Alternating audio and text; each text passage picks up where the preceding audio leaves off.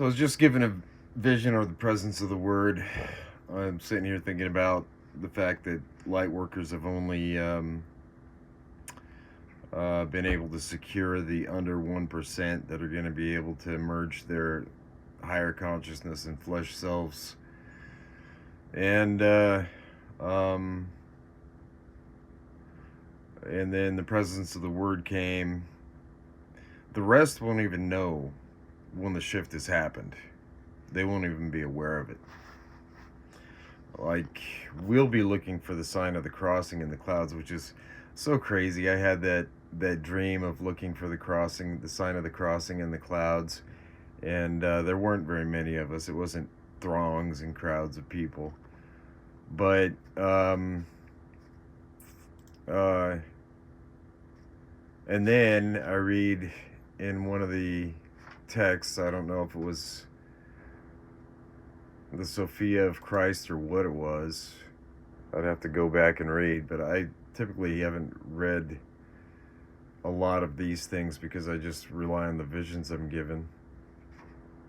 But in one of the texts, and I don't know which one it was,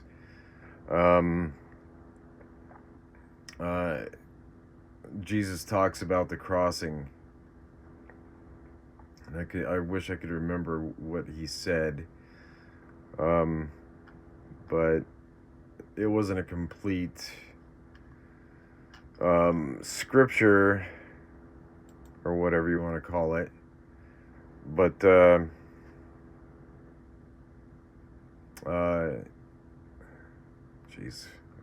I should bookmark these things. But he said that the crossing was a difficult thing to navigate or something. It was it was a very considerable thing. So yeah, and the presence of the word I was given, I don't know if I mentioned that in the last video, but they're incapable of conceiving of the higher self as the true form of self.